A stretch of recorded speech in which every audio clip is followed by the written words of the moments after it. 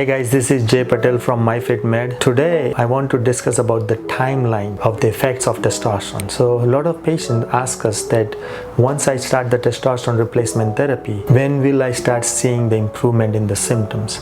So it depends on what symptoms we are talking about. When we start somebody on testosterone replacement therapy, this is what we have seen. Initially, after 3 to 4 weeks of starting testosterone therapy, you'll see improvement in the strength, improvement in the sex drive, improvement for male patient, improvement in the morning erections. At 6 to 8 weeks point, you start seeing improvement in your mood. Symptoms of depression improves. You feel less anxious. If we do labs at 8 weeks, we see improvement in the lipid profile, decrease in triglyceride levels. And also for male patient, you get stronger erection and better sexual performance. At 3 months mark, you start seeing improvement in energy. You start seeing improvement in your overall concentration.